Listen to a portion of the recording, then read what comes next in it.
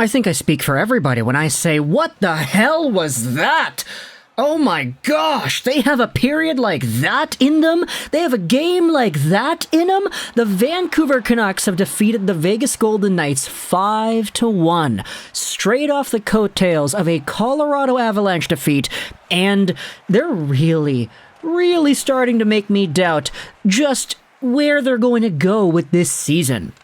Connor Bedard tanking, losing, blowing leads. They blew leads earlier this week against Vegas, and it was really bad. Catastrophically bad. This time around, though, they got a 5-0 lead. Sure, they spoil the shutout with 3 minutes left or whatever it is, but they held on to the lead, and they looked really good in this one. I don't know if the Vegas Golden Knights are feeling a little bit of fatigue, a bit of hangover-ism, I guess, from yesterday's defeat at the hands of the Seattle Kraken, but the Canucks probably had themselves the best period of their season so far in that second frame against the Golden Knights, and it's kind of funny because it took them like 11 minutes to get a shot on goal in period number 2. Let's go out there and talk about what we learned immediately after this game. Firstly, Spencer Martin. I want to make another video about this tomorrow, going over the Martin Demko controversy, and I'm going to say controversy because boy oh boy do we have a controversy here. It's Luongo Schneider 2.0. It's Miller Lack 2.0. It's, what's the other ones that happened? Markstrom Demko 2.0. Holtby Demko 2.0. Spencer Martin and Thatcher Demko, boy oh boy, this is going to be interesting. We're going to make another video about that tomorrow, but either way, today's spotlight was on Spencer Martin, who went out there and set the tone immediately in this game when Chandler Stevenson had himself a point-blank chance robbed right in front. He also had Mark Stone, pretty much in the same shift, I believe, also having himself a point-blank shot right in front with no coverage. Martin had to make some brilliant saves right off the top, and that set the entire momentum stage for the rest of the game. Martin finishes up this one with 26 saves on 27 total shots, a .963 save percentage, and man, I highlighted just 2 of the brilliant saves that he made.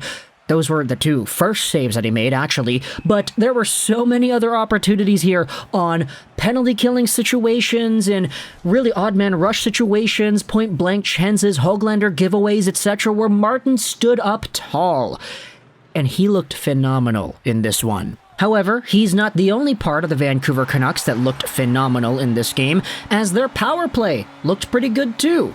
The first power play of the game by Vancouver was for Nick Waugh. It was tripping the call, and the Canucks actually had a really interesting move to get this power play started. They started off with the second unit. So Mikheyev, Boeser, Garland, OEL, and Sheldon Dries.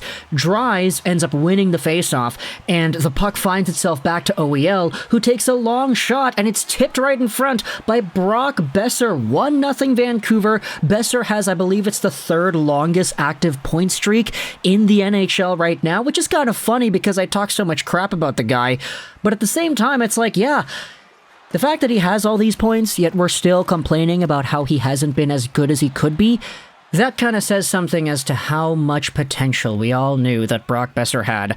But either way, after it's 1-0, Vegas then gets their first power play of the game. It's Burrows for hooking, and Pettersson gets a shorthanded breakaway. That's great. It was stopped by Logan Thompson, but Petey goes out there, gets the chance. He also draws a penalty on the same PK shift. It's Phil Kessel for tripping.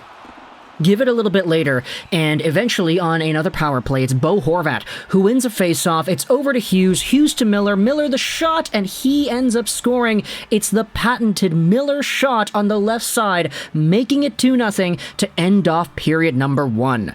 Period 2 starts out, and we have ourselves an Oliver Ekman-Larsson penalty. He trips up Eichel, but it's a really easy kill for the Canucks, as Vegas seems to go offside a whole bunch.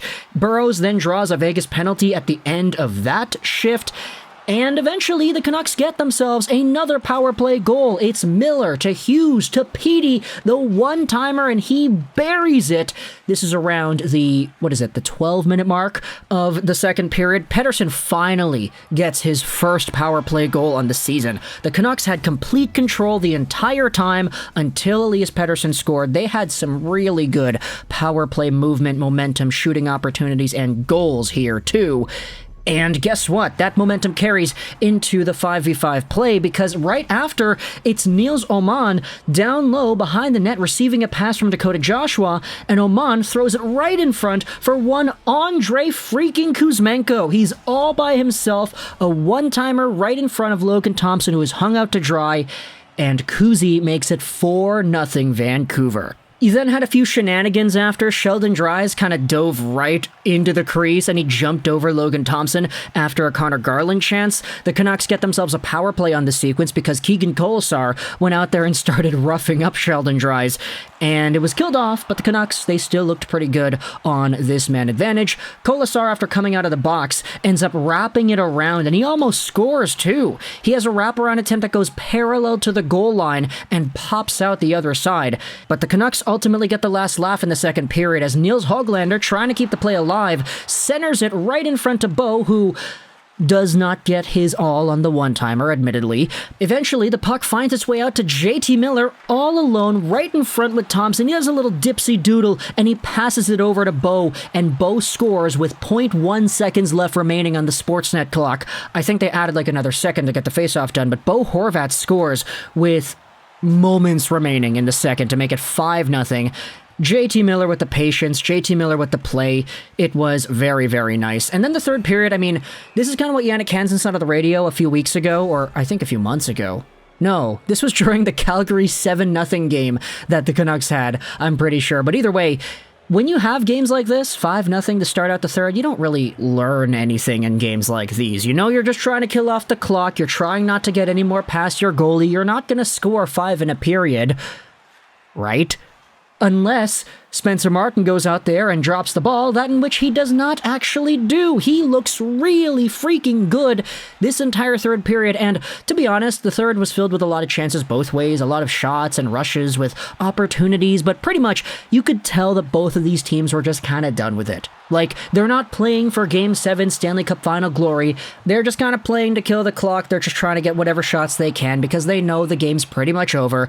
Like, for example, Höglander started off the period with a breakaway, but he stumbles the entire time and ends up not getting a shot away. John and John are sitting there laughing in the booth, and they're like, yeah, you can laugh when you're up 5-0. And as the period goes on, I mean, Riley Smith had a really good rush on the side. It was stopped up by Martin. There was a Garland penalty, a Garland fight with Marchessault. Colasar and Joshua ended up fighting. There were Bruce there at his chance, too.